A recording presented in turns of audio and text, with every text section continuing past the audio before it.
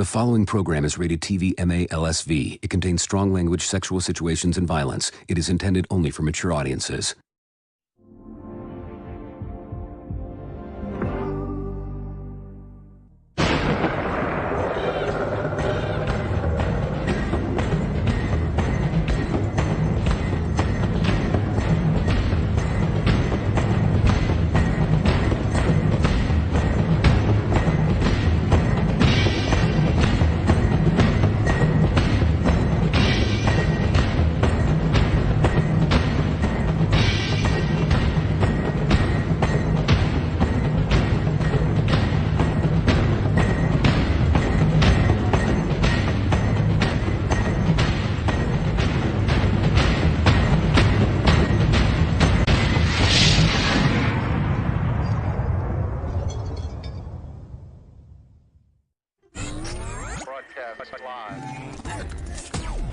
Coming to you live. We're live. In front of an audience from around the world, where we talk about fighters, fighting, and events. Welcome to Fight World Live, where you can hear about the latest in the world of combat sports. Get ready to gear up and square up, because we are going live. And now, broadcasting live. Super broadcast live. This is Fight World Live.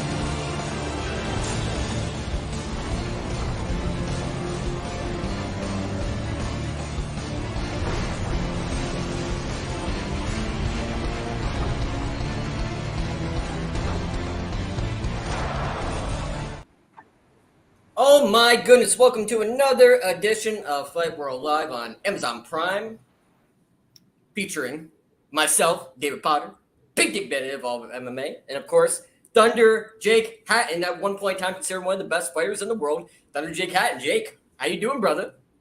Good, man. I'm excited for this show, and I'm excited to talk a little bit of UFC after our incredible guest. Can't wait, man. Can't wait. And we have Jen Ramos. She's going to be coming on. Good friend of yours as well. She has a new show opening up on in Las Vegas. I can't wait to watch it. I'm excited. And it's also called Sexxy, where you can buy tickets for it on Ticketmaster.com. And we have a lot of shit to talk about, especially after talking to Jenny. We have UFC 293 we have to talk about. We're going to talk about Jenny's new show, working with Britney Spears, being on America's Got Talent, her new show opening up. And, dude, 600,000 views for our coverage. How the hell did that happen? Hey, Fight World Live's growing, bro. That's you've done an incredible job carrying the show and making fun of all the trolls out there. Hey, everybody, if you have not seen the live broadcast that we do for the UFC, it is hysterical. Dave hammers the trolls the entire time. But we also have a lot of great guests calling in and a lot of great conversations as well. And our producer says, okay, do not – well, when we first started, he was like, do not go after the trolls. And I saw one troll. I'm like, oh, fuck this guy. Fuck this guy and his mom. Fucking loser. Give me a spoon to eat my ass. Like, I respond to all the comments. And listen, when people are trolling, that sings the songs of my people. So I love the trolls. This is whenever I'm on any type of broadcast for the UFC, it's a safe space for trolls. You go on there. Rest in peace, Joe Rogan, by the way. Hey, do you remember the restaurant? Have you ever been there? Dick's Last Resort? Yes. So they put the cap on your head, draw, I'm a dumbass. And the waiters, the waiters and the waitresses come over and they're like, hey, what do you want to drink, dumbass? You know what I mean? Their job is to insult you. That is exactly what this live stream's about, guys. And that's why we crushed everybody on the live stream. Who did we beat? Crushing everybody. This woman's ready to crush everybody on the Las Vegas Strip with her new show, Sexxy, which is going to be launching. She has a big show coming up. She's a choreographer, director, producer. She actually she was a choreographer for Britney Spears. She has a background dance, I believe, since college, and she'll talk all about it. It's going to be, I can't wait to see the show. I'm excited for it. And, of course, you can buy tickets on Ticketmaster.com for Sexxy. New show coming up. We have the great Jen Ramos on the show. Hi, guys. How are you? What's going on? How you doing? Hey. Hi. Thank you for having me. Thank you for coming on. Especially taking time out of your busy schedule to come on. You're going to be producing the show, directing the show. Tell us all about it. I'm very excited, and especially seeing your work. And you do an outstanding job in every single production you've been in. So tell us more about the new show coming up. Thank you. We actually have been open for about a month now. So we opened up. Yep. We opened up at the Rio Hotel and Casino. Actually, July 29th, we opened up at the Duomo Theater. It's an incredible venue. I partnered with a company called Pompeii Entertainment. A lot of people here in town know Mr. Damien Costa, and it's an incredible partnership. It's an incredible show. We're all very excited as well. I have a killer team, a killer cast. We've done a lot of amazing things in the showroom, and we are definitely kicking it off. We're kicking it off here in Vegas. So it's kind of my dog's walking in front of me. It's kind of a sister show to Sexxy, which a lot of Vegas knows Sexxy, the show that was at the Westgate for about 7 years pre-COVID. And it's kind of a rock version. I shouldn't say version because it's a completely different show. It's a rock burlesque kind of vibe, if you want to call it that. So not 80s rock, although that is my genre of, of music, but it's more of a rock kind of through the ages to kind of encompass a diverse crowd. We've got songs like obviously Closer, 9 Inch Nails, Cherry Pie, Saliva, Ladies and Gentlemen, Sail, AWOL Nation. So there's a wide range, Aerosmith, Pink, the Sex is on Fire, but postmodern jukebox version. So the set list is really cool. And yeah, no pun intended. Hey, you know what's great for me, Jen, is we've been friends for a long time. But everywhere I go in Vegas, I got to see her Sexxy in the back of cabs, on the billboards, the best of. I mean, she was everywhere. It was really awesome to see, and it is awesome to see the new show coming out. Thank you. Thank you. We actually just got nominated for Best of Las Vegas for this show as well, too. So get your votes in. Get the votes in. Let's go. Get votes in. Let's go. And so you have a background in dance ever since your schooling, ever since college. Is that correct? Actually, the real story is I didn't technically go to normal college. My parents, kind of were a little bit concerned with that, shall I say. I had 3 full-ride scholarships, actually, to Point Park in Pittsburgh, all performing arts schools, OCU, Oklahoma City University. I had all of my stuff packed from Minnesota. I went to a jazz intensive course in Chicago before I was supposed to go to Point Park. That was the school I chose.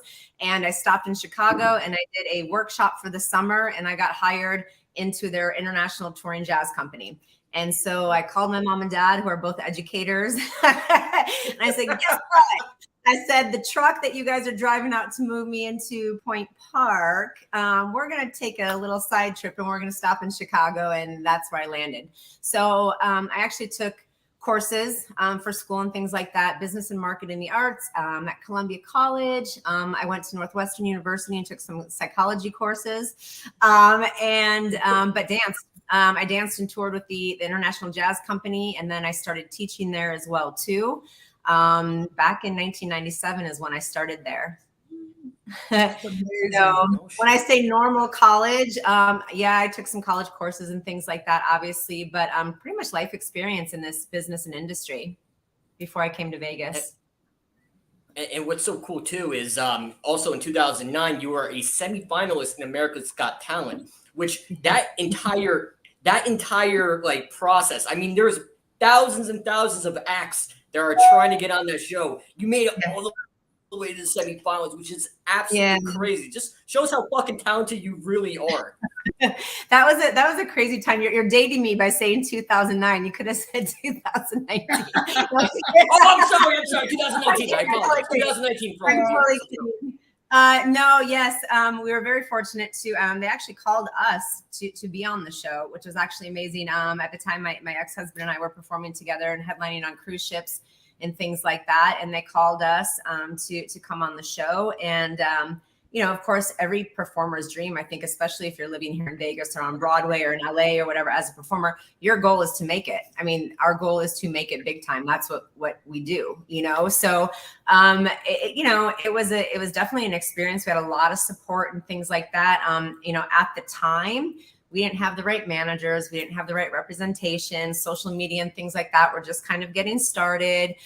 So I don't feel even to this day that we were able to kind of maximize the exposure and things like that that we got, but all par for the course. It was an amazing experience, and it happened, and it brought me to where I am today, and I'm very, very thankful for that.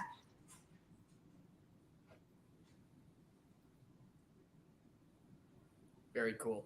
And what made you start? Because you started with the show, I believe Sexxy was your second show, or was it your third show that you started for Vegas? Well, I mean, I've been involved in tons of show here in Las Vegas. I was in Splash, Enter the Night, Extreme Scene, half the nightclubs and venues and things like that, corporate things like that. But the actual very first show that I produced, trademarked, choreographed, costumed, did all the lighting design, all of that graphics, everything was Sexxy from the ground up. So it was my baby. It was my baby. And it was, I put a lot of, and Jake knows this, it came out of a time after I'd gotten injured. I was the lead of a show actually at Planet Hollywood. And my dance partner dropped me in a live show on stage and shattered my kneecaps. And at that time I was performing, I was mostly a feature dancer in many different productions and things like that. And then that happened, and I couldn't dance for probably close to 4 years, possibly in rehab and 3 surgeries and all of that. And that's where Jake and I met through Rhonda, a mutual friend. And at that time I was like, well, shit just hit the fan. Fighters go through this as well too. Like, what are you going to do when you're done? My parents always asked, what are you going to do if you're, when you get older, your body doesn't work, you get injured. And again, as athletes, I don't know if we ever actually think about this, because not that we think we're invincible, but it's just like, this is our tool. This is this is our livelihood. Our body is our livelihood. So when that was kind of taken away from me and I wasn't ready to stop, it affected me emotionally, physically, financially, spiritually, all of those things. And I kind of went through a dark period, to say the least, but came out on the other side, where most of my friends and people I know now got to know me as Jen, a person, because I kind of lost who I was, instead of Jen, the dancer. And so that was kind of a growth, personal, section of my life for me. But during that time is when I had an opportunity to open the show Sexxy. So I was driving around with ice buckets in the car and coolers full of ice, and I was definitely not recovered, and trying to choreograph and produce a show and things like that. And we put the show up in 3 weeks, and it lasted 7 years. Hey, Dave, she's not kidding. She could barely walk. He is a fighter. I'm getting rehabbed, and I'm watching her, and it's inspiring, right? It's inspiring watching how hard she pushed and how physically hard she pushed her body. And that's what I want people to understand, is just how physically demanding what they do is, right? It's just so much, takes, so much of a toll on your body. Exactly. When you'll totally get this too. And again, I think it's pretty much with any athlete, people just think, it's the hour show or the round in the ring or whatever. And it's like, no, it's like we literally spend all day, every day preparing for that 1 hour. It's what we eat. It's how and when we sleep. It's, our motivation. It's our mindset. It's our positive thinking. It's the books we read. It's the, finding what gets us to that point of like pushing through when we don't think we can. And it's a very different lifestyle. It's a very different lifestyle. So when that's kind of, it's your soul versus like not sitting at a computer copying this and typing this, like it's our whole entire being. So I feel like we are a different breed. We push differently. Yeah, absolutely. Absolutely. And what's so impressive too, and especially with Excite that's opening up and with Sexxy, obviously as a red-blooded male, there's a selling point to that. But when you peel back the onion, of course, but you peel back the onion, like you guys are. The choreography is incredible. The moves you guys are doing, like it's like out of this world. If I was a female, I couldn't freaking do it. As a male, I couldn't freaking do it. Like, hey, Dave, we don't want to see you do it. Let's beautiful Jennifer doing it. Let's keep you out of this. But the show, top to bottom, is so fucking impressive. It's just a testament of how good you are as a performer, director, and a producer. Top to bottom.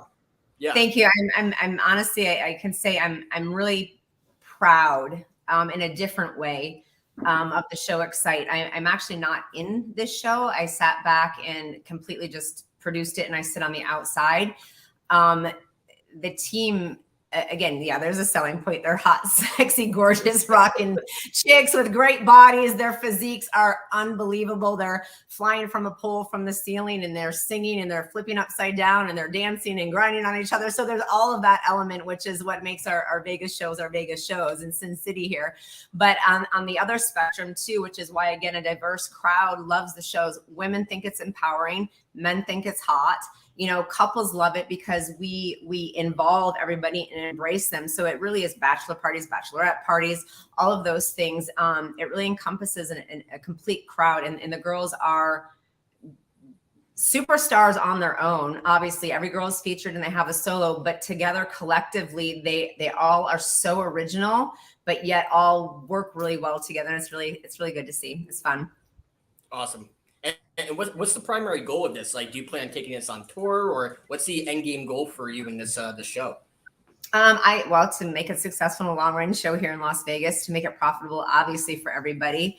Vegas is a bit different since COVID, not good, bad, or indifferent, but it's different. So also with all the sports teams that we have here, Allegiant Stadium, all the celebrities coming in, other shows, that used to be the headlining shows when you came to Vegas are now, you can come see Lady Gaga every weekend, or you can come to a fight, or you can come see the Raiders and things like that. So the clientele has kind of gone, it's spread out a bit more. So the ultimate goal, obviously, is yes, to have a successful long running show. I'm definitely looking into touring both of the shows. They are, like I said, they're very different. The double X thing is just kind of my branding. The next one might be Climax with 2 X's. We don't know. Just kind of or intoxicate. I don't know. They all work. They all work. That's kind of how I branded it. But that's pretty much it. To just keep evolving. One as a producer and as a person, and someone who brings all of these women together and inspires them, and hopefully teaches them something to take with them on their next level. Hell yeah. If you do tour, can you bring it to New York? I'm not too proud to beg, but can you bring it to New York, please? So I'm going to call you. I hope so. I'll go with my little black book. I would love to bring the show to New York. Yeah. And awesome. Again, that's where, touring's where it's at right now, so I would definitely love to have some shows up and running. I do. All those listeners out there, I own the trademarks. I own the show. I got it. So if you want to talk, you only get to do it with me. It's great. So, I would definitely love to do that. Awesome. I just cut off Jake. I'm sorry. I was doing my sales pitch to come in New York, but I cut off Jake. I'm sorry, Jake. No, I want her to go to New York. So that was good. Yeah, definitely. All right. So what we do with our guests is we ask 5 questions. So they know the guest that's going to come on, and then we ask during the course of the in-between time between announcing and everything to come up with 5 questions. So we came up with 5 questions to ask you.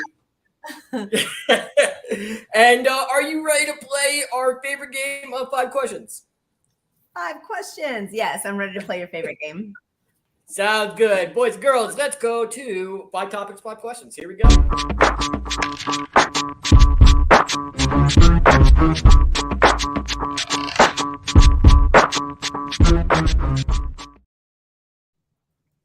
For topic number 1. I don't know why I find this so funny. Jake, are you ready for topic number 1? I'm ready. I was born ready for this. Let's go. All right, let's do this. Let's go. Topic number 1. Let's go.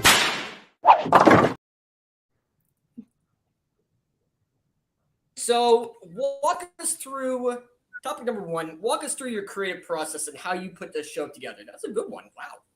That is a good one. Oh my gosh. Do you got a minute? No, just kidding. It is a process. You know, the same where they say like everything, honestly, you go from those levels. I think there's like 7 levels to the creative process. I literally go through every single one of them where like, this is impossible. This is shit. This sucks. I'm not going to make it. This is a horrible idea. And then it turns to, that might work. I kind of like that. This is good. This is happening. I'm doing this. I did it. It's great. So literally through all of those stages mentally, let's see. I get inspiration. I get inspiration from everywhere, to be honest. I research the hell out of music. Again, songs that I like and love and want to dance to or whatever might not be the right songs for the show in the way that they intertwine and work together. So that's always a battle kind of, you know, there's a million songs that are amazing and hot and sexy and I'm dying to dance to them, but the concept might not jump out at me. Then there's the costuming. So I usually like to pick out kind of what costumes I'm wearing technically before I start choreography, because if we have props or things to take off or hats or jackets or things like that, those help me create the choreography. Let's see. Then I basically lock myself into a dance studio, the closet, a room where there's mirrors, and I like go crazy, turn on the music, start dancing, start moving over and over and over and over and over again. And then same things kind of start coming out of my head and my body, like ideas that kind of glue together. And I get the choreography down. This past time, actually, I brought in some assistants with me. Just my 21 years of age are catching up with me.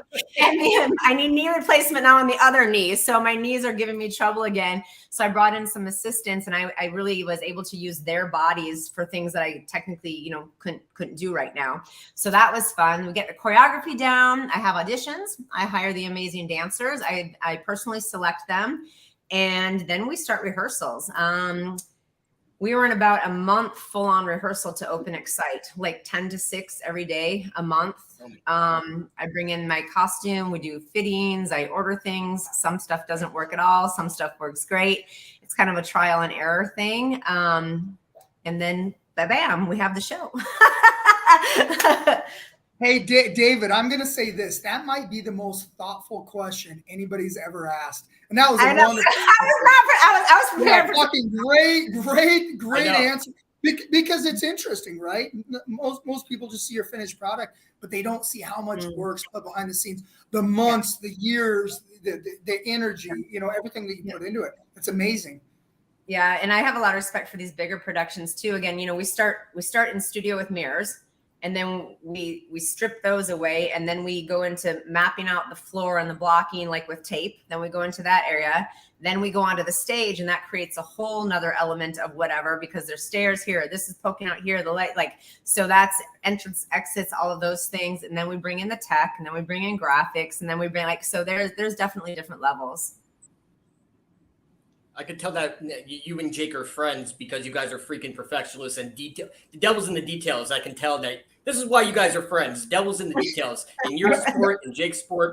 Not me. I asked her for not me. She is. I just kind of wing it. You know, she's the professional.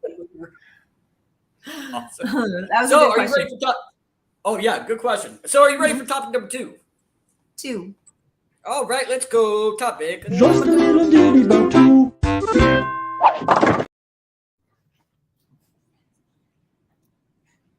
For fun. Okay, another one. Good question.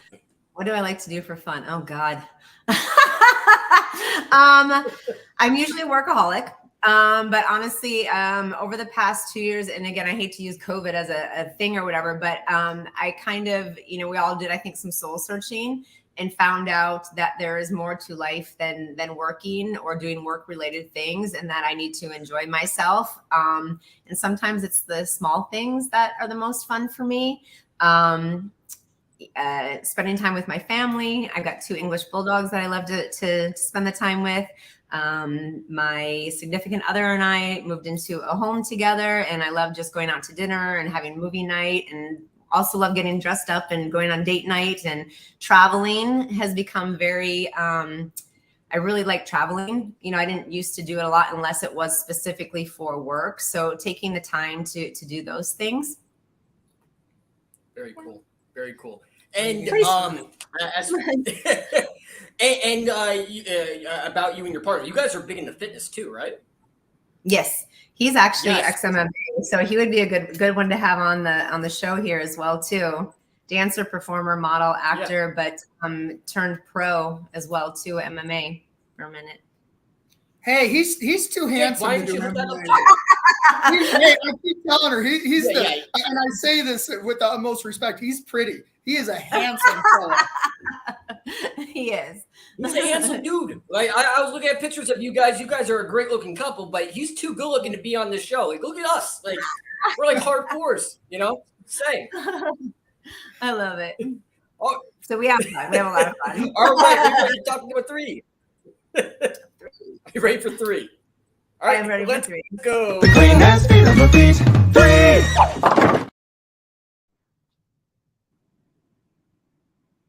You might have brought this up already, but craziest mishap at one of your shows. Oh God, this is funny. There's a lot. Well, the craziest mishap was me getting dropped, literally on a live show on a steel stage. That's probably the craziest mishap. No, gosh. Okay, so this I have to say. There's 2 actually that just first come to my mind. One time I was doing a performance and it was a quick change, and we had to put it was like a onesie, a leotard, right? That you put your legs through the thing and you pull up, right? Well, it was. Yeah. I put both legs through one leg of the leotard. So there was a whole extra leg or thing over here on the side of my body with nothing in it, and both legs through one. Another one too, and then I just remember this one too because it does always stand out. We were on stage, and so the girls all wear body bronzer and kind of some lotions and stuff like that. And someone had like oil on their skin or whatever. And, we go on the floor and roll on the floor, whatever it was. And it's a Marley stage. And the oil that she had on when she was on the floor just like got on the stage. It's not carpet, it's Marley, right? Shit. So, we were doing passes. It was like, okay, Monica, Susan, little, whatever the girls' names are, to introduce them. And everyone had to cross the center of the stage. And literally it was like domino effect. Everyone slid it was like 1 fall, 2 fall, 3 fall, 4 fall. And mind you, it's much worse when you're naked. No. It's much better. You're all walking sexy. Much better when you're naked. Up in the air, legs out, arms out, crazy, and so those are the 2 that kind of stand out. I think the biggest. Is there any footage of said mishap? By the way, that's what I was gonna ask. I know. I wish probably in our bloopers file somewhere. Oh, we gotta find out. No oil. No oil. We're gonna start. Jake, you gotta get your hands on that footage. We gotta covert ops. We gotta get that footage. Mm-hmm. Awesome. I think that's probably it. All right, are you ready for topic number 4? 4. Love question 4.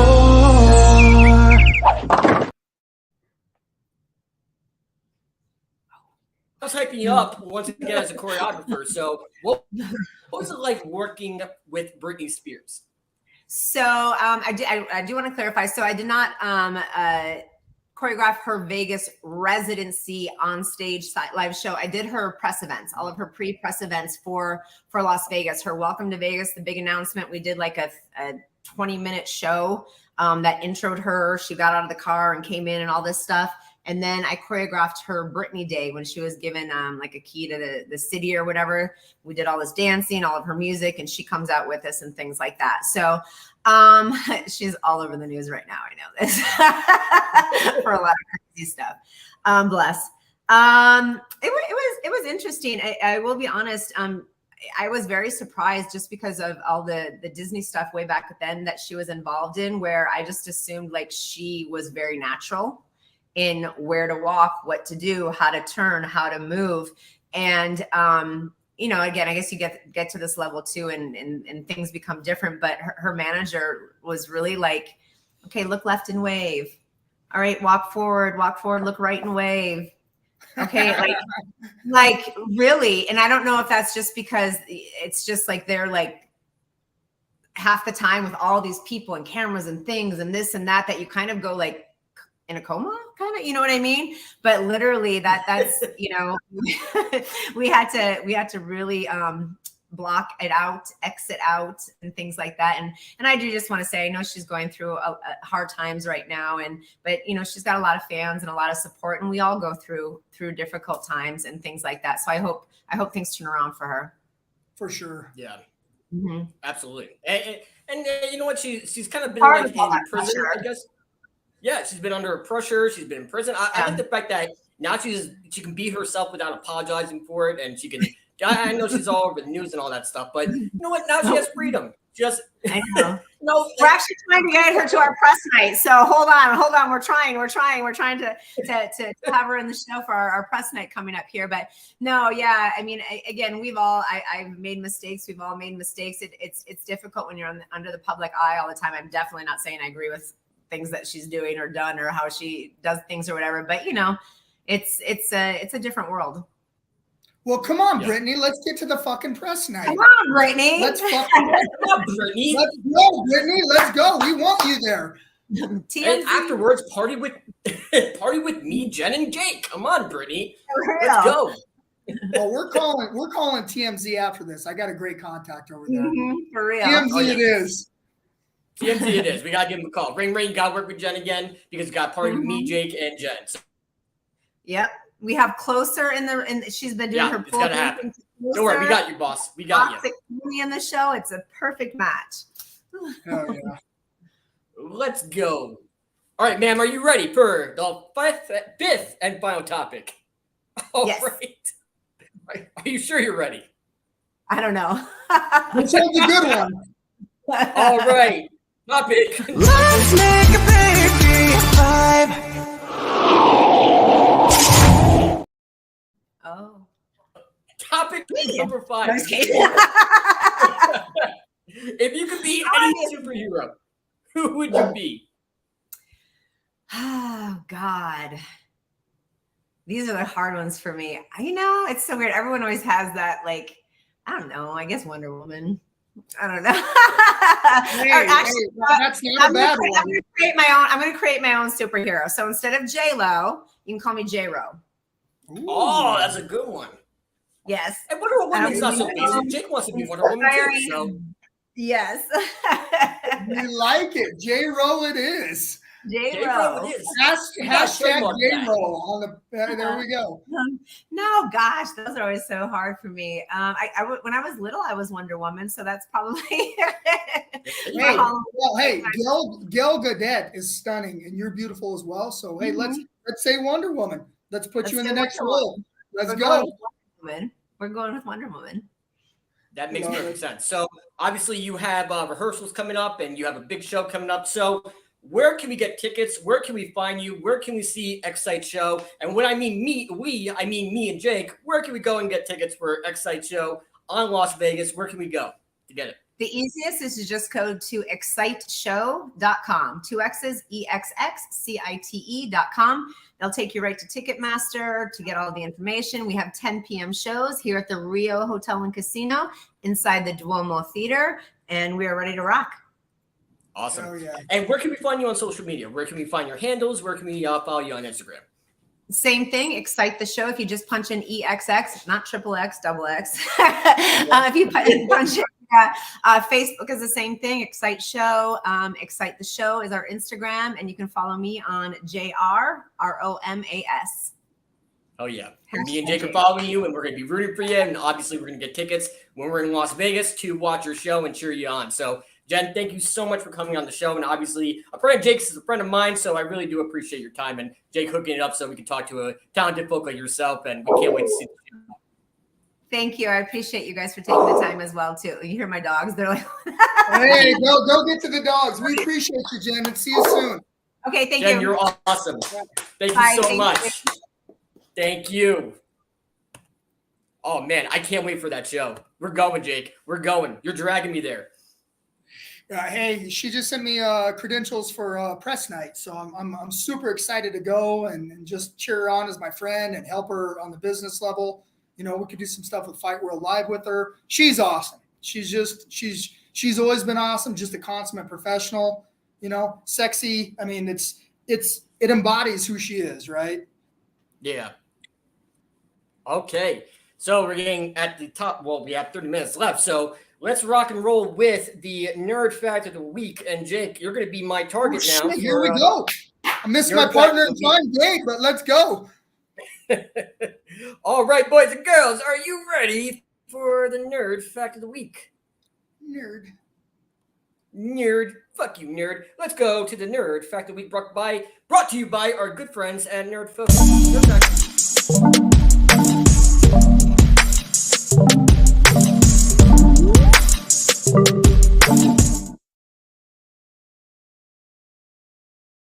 Is September 11th, and we celebrate all the heroes of September 11th, and we celebrate and we mourn the victims of that terrible day. There are so many heroes that came out September 11th, but martial arts and the mixed martial arts community had one hero in particular. United 93, he is a judoka black belt. He actually helped him, Todd Beamer, and a couple other brave passengers helped take down the plane of United 93 and brought down in Pennsylvania before it hit one of its targets, the famous line, "Let's roll." You know, it's infamous and it's actually memorialized in Pennsylvania, Shanksville, Pennsylvania. Jake, who is the name of this heroic, legendary martial artist that helped take down the plane of United 93 on September 11th? Ooh. I feel unpatriotic that I can't tell you the answer right away. I do not know, but let us know so we can celebrate this gentleman even more. Absolutely. His name was Jeremy Glick, a black belt. He was actually Black Belt Magazine's Man of the Year in 2001. He was always a judoka, a very, very talented player. He was given his honorary 10th degree black belt after September 11th, and for all of his heroics. His wife is named Liz Glick, had a baby named Emerson, named after Waldo Emerson, the famous poet. And his wife remarried. She's a great woman. Actually visited my school after September 11th because I lived in and grew up in Emerson, New Jersey. Named her daughter Emerson. So talked about her husband. Very, very inspiring. A great hero that represents martial arts and represented martial arts on that day and helped the plane not reach one of its targets. Bravely stormed the cockpit, handed those terrorists their asses, and heroically brought down that plane. So his name is Jeremy Glick, judoka 10th degree black belt honorary, and 2001 Black Belt Magazine Man of the Year. So, you know, so big salute to Jeremy and his entire family for his patriotic acts. I don't think people can truly understand how terrifying. You know, I've had a gun pulled on me a few times. It can almost freeze you. You know what I mean? There's actually something that chemically happens in your body. So these people, knowing that the plane could go down, that there's terrorists on there, that you could actually die. I mean, what a brave soldier, you know, absolutely. Those are the people we should truly celebrate. Absolutely. You know? And we had firefighters, police officers, first responders, so many heroes of September 11th.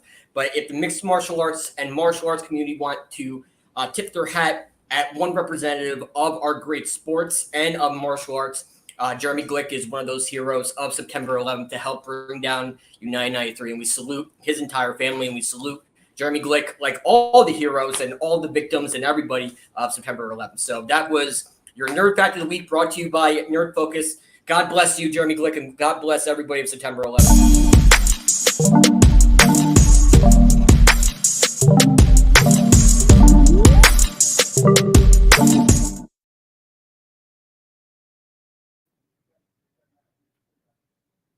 UFC 293.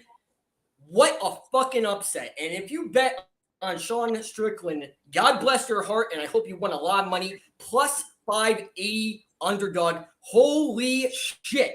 Picked up the victory, won the championship, beat a very tough Israel Adesanya. Jake, what are your thoughts about this fight?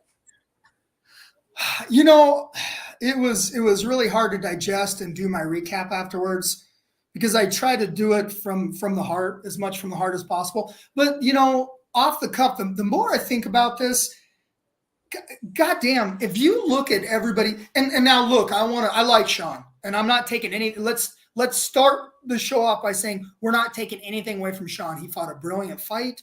He's got excellent coaching with Eric Nixick over Extreme Couture. You know, he works as hard as anybody, you know, and I said that in my recap. So this was well-deserved. But let's look at the mindset of Izzy, right? Let's look at everything he's been through. He has beat everybody you could imagine. Robert Whitaker twice, Jared Cannonier. I mean, Marvin Vettori. Go down the fucking list of killers. He has truly cleaned out that division. And he lost to Alex Pereira, you know, in kickboxing. And then he comes in MMA and loses again, and then comes back and beats him a third time. That's got to be so mentally taxing.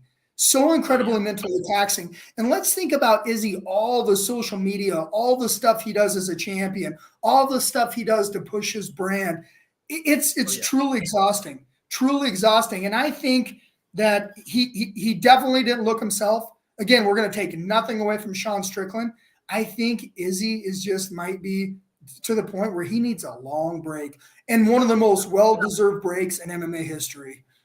Yeah, and one of the most marketable champions too, and brought the shadow of Anderson Silva is a long one, but Anderson Silva obviously lost to him, passed the torch to Israel Adesanya. Yeah, he took the sword from the stone, and he ran with that division, helped market that division.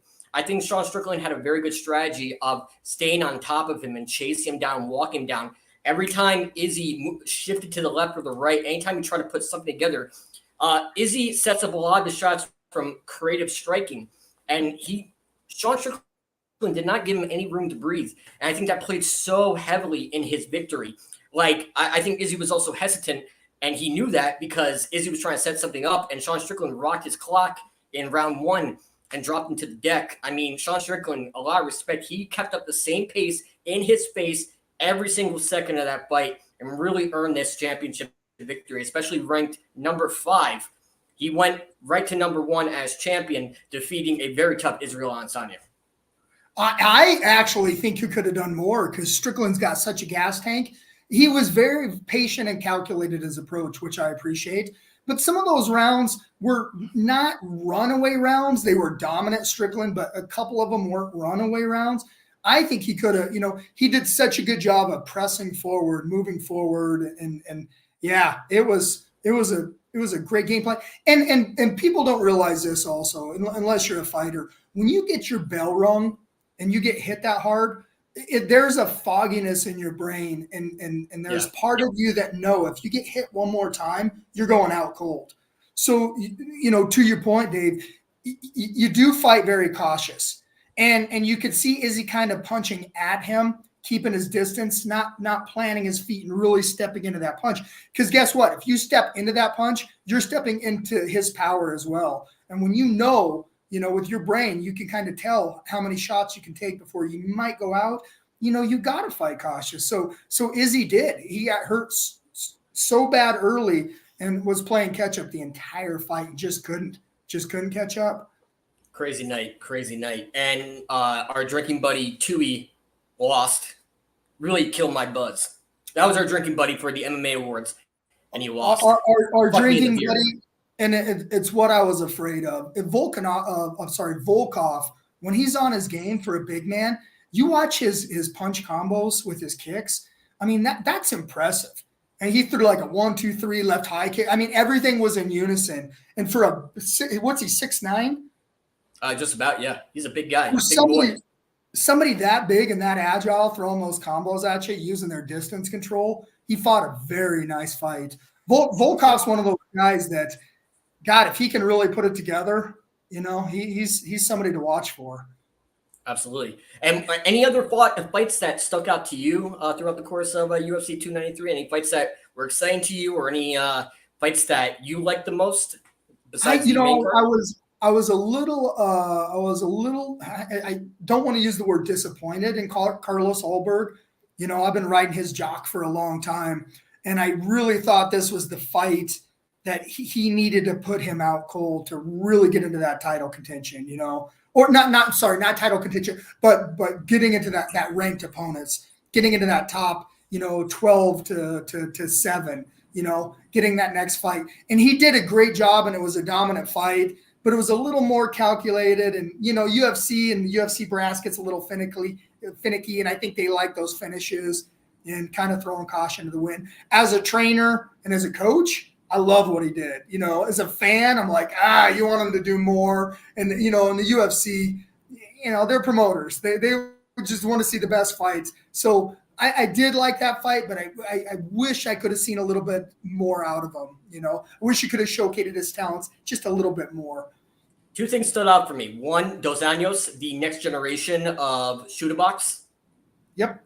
Even though in a losing effort, good hands. And I love shoot-a-box since God knows how long. Like Jose Pele, Marilla Shogun Rua, and Marilla Ninja Rua, and Shogun Rua, Asirio Silva, Anderson Silva, Vanderlei Silva. I love the shoot-a-box style. And the next generation of shoot-a-box is in very, very good hands with Dos Anjos. He's only going to keep getting better and better. That was my favorite fight of the evening at the flyweight division. But also, this event was notable because more F-bombs were dropped. Ranking at number 2 on the microphone. It broke the world record, the UFC record for most amount of times said on the microphone during a post-fight interview. What the fuck? Now, are you saying the homophobic slur or the F-U-C-K? Like, it rhymes with Saget. Yeah. That was good God, the kid earlier. All you effers in the upper stands, come get some. Yeah, he apologized for it, and then Cape, right? Cape did it as well. Yeah, Cape did it too. Hey, and you know what's so fucking funny about this? And I'm gonna throw the F-bomb, but is Disney owns everything, and they are the most conservative. So Disney's asses must just be puckering, going, "Oh my God," you know. It's the fight game, though, guys. People lose control. You just got done fighting a war, the most exhilarating thing in the world. I'm not saying what they said was right, but sometimes you got to give people a break because sometimes they say things they absolutely didn't mean. Time will tell.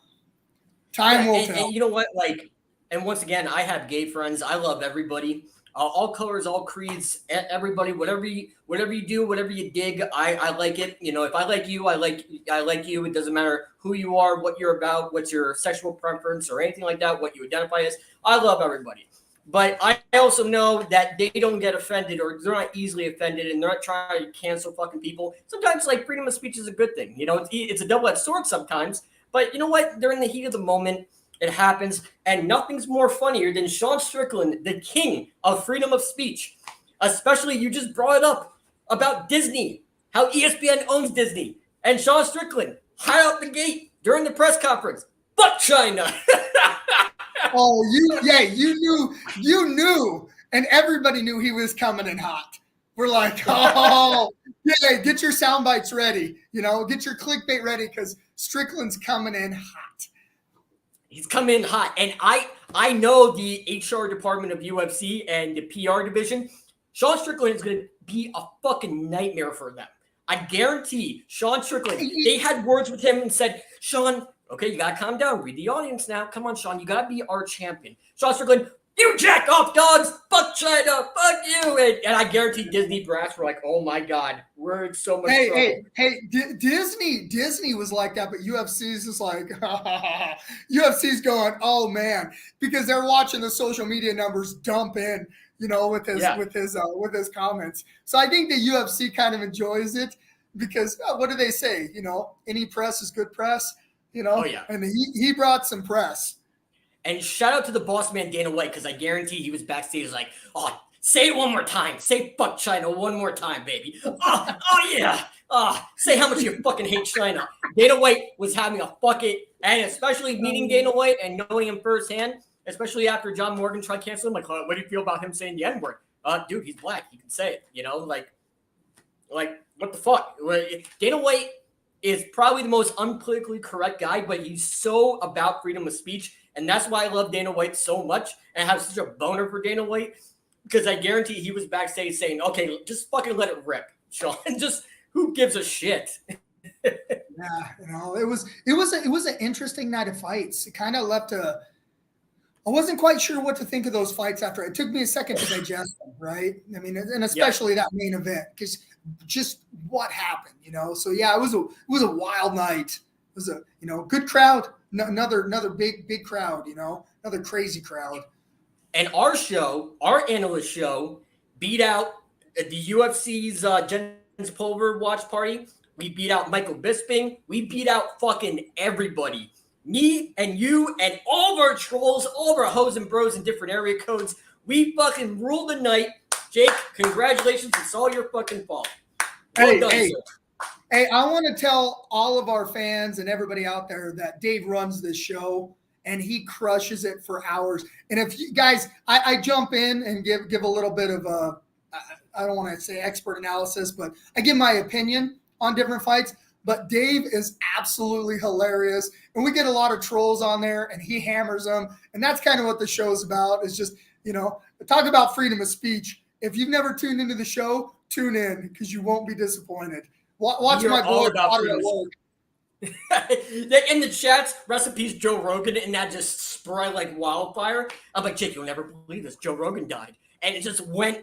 People were donating money, recipes Joe Rogan. Fucking yeah, tell the fans what happened. So somebody got in there and said Joe Rogan died trying to be a troll, and Dave just runs with it. Oh my God, are you serious? I mean, Joe Rogan. I mean, yeah, and we had people donating money. Rest in peace. I mean, the comment section was packed with Joe Rogan's that dead piece of shit. Guys, do your homework. Do your homework. Do you think if Joe Rogan died, the UFC would be going on, or they wouldn't be doing the biggest tribute in the history of the UFC? Come on.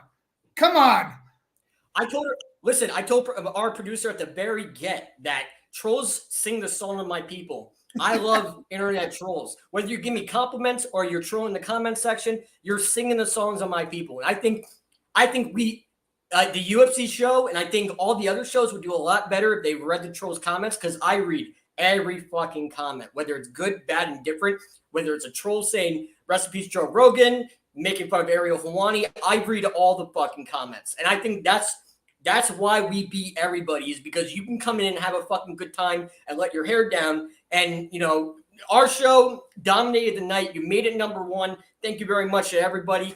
We plan on being on the UFC broadcast a lot more and doing our analyst shit. And, we're going to have a lot of fucking fun. It's going to be a fun rest of the year, my friend. Hey, and let me ask you a question. Where are we ranked on Fight World Live? Number 4, baby. Number 4. Number 4, baby. Amazon's top 100. And speaking of which, we are at the top of the hour. Final words, final thoughts from Thunder Jake Hatton, at one point in time considered one of the best fighters in the world. Champion multiple times over, one of the best motherfuckers on the planet still to this day. Jake, final words, final thoughts from the great Jake Hatton. I really, really enjoy the shows. I really, and it's great getting such a diverse cast and bringing some entertainers on. And we got some big names coming on. We can't announce yet. Some big entertainers on, some huge name fighters on. This has been so much fun, because this is something I can't believe we get paid to do this, right? This is something that we love so much, and you do such a fucking amazing job. And I just enjoy coming on and talking about the fights. I get paid to talk about fights. That's my world. That's my wheelhouse. So, man, I'm really glad we're here. I'm bummed we're missing Gabe. We're missing one of our partners in crime, but love the show. Absolutely. And our season ends in December, but we got a lot of shows coming up before that. I think November or December. I'm not really too sure our season ends, but we got a lot more guests coming up. Blake Binder, UFC superstar, is going to be coming on this Thursday at 9 p.m. talking about the fights and talking about all that good stuff. We have plenty of topics to cover. So, boys and girls, thank you very much for Jen Ramos for coming on the show, talking about our new show, Sexxy Buy your tickets now on Ticketmaster.com or go on go on the website for Excite. It's going to be good times. So, boys and girls, for all my bros and hoes in different area codes, this is David Potter with Thunder Jake Hatton. Thank you very much for tuning on Fight World Live on Amazon Prime. We will see you on Thursday. Peace.